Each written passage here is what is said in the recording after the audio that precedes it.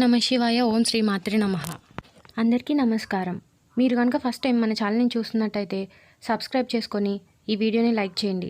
అలాగే మీ వంతు సపోర్ట్ని మన ఛానల్కి ఇవ్వండి. 2025 జ్యోతిష్యం ప్రకారం సింహరాశికి సూర్యుడు అధిపతిగా ఉంటాడు.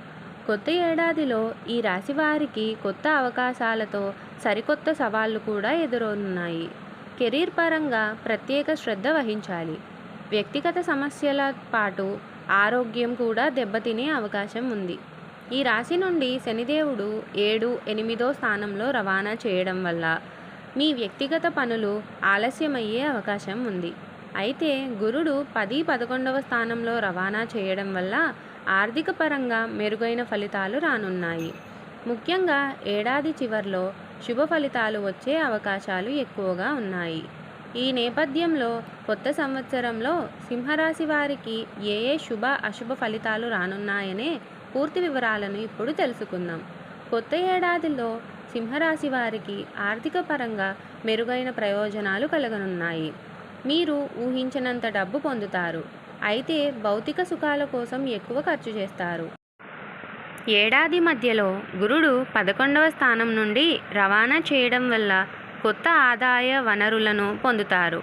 అదేవిధంగా శనిదేవుడు కదలిక వల్ల కొంత ధనలాభం కలిగే అవకాశం ఉంది.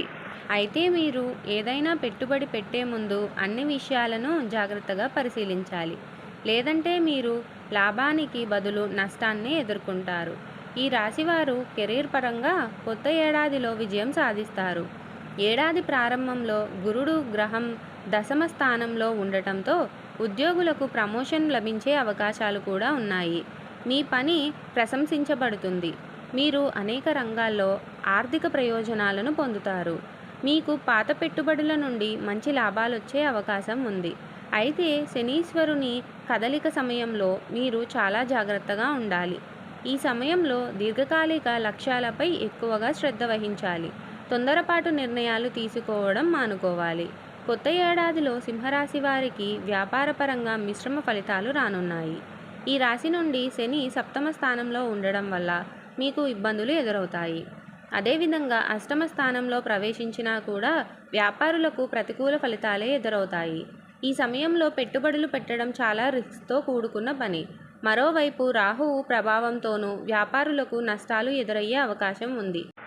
కొత్త సంవత్సరంలో వ్యాపారులు కొత్త ప్రయోగాలు చేసేందుకు సమయం అనుకూలంగా ఉండదు.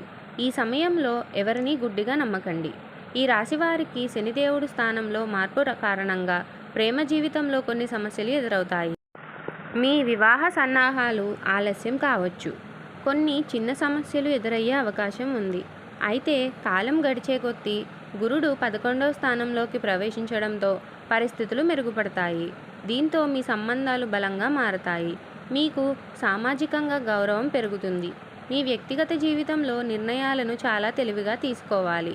సమాజంలో మీకు గౌరవం లభిస్తుంది. కొత్త ఏడాదిలో సింహరాశి వారికి కుటుంబ జీవితంలో కొంత అనుకూలంగా ఉంటుంది. గురుడు శని ప్రభావంతో ఈ రాశి వారికి కుటుంబ జీవితంలో మిశ్రమ ఫలితాలు వస్తాయి.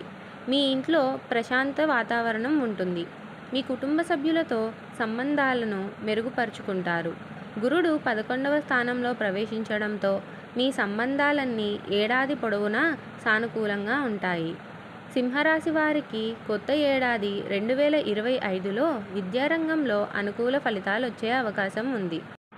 గురుడు 9వ స్థానం గుండా సంచారం చేసే సమయంలో ఈ రాశి విద్యార్థులు పోటీ పరీక్షల్లో మంచి విజయం సాధిస్తారు.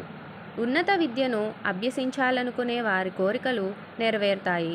బుధుడి ప్రభావంతో మంచి విజయాలు లభిస్తాయి. న్యాయరంగంలో విద్యకు అభ్యసిస్తున్న విద్యార్థులకు కొత్త ఏడాదిలో శుభ ఫలితాలు వస్తాయి. మొత్తానికి విద్యారంగంలో సింహరాశి వారికి సానుకూల ఫలితాలు వస్తాయి. కొత్త ఏడాదిలో సింహరాశి వారి ఆరోగ్య విషయంలో జాగ్రత్తగా ఉండాలి. ముఖ్యంగా శని తన స్థానాన్ని మార్చుకొని 8వ స్థానంలో ప్రవేశించినప్పుడు మీకు ఆర్థిక పరంగా కొన్ని ఇబ్బందులు ఎదురవుతాయి. కొన్ని చిన్న చిన్న ఆరోగ్య సమస్యలు రావచ్చు. కాబట్టి వైద్యుల సలహా తీసుకోవాలి.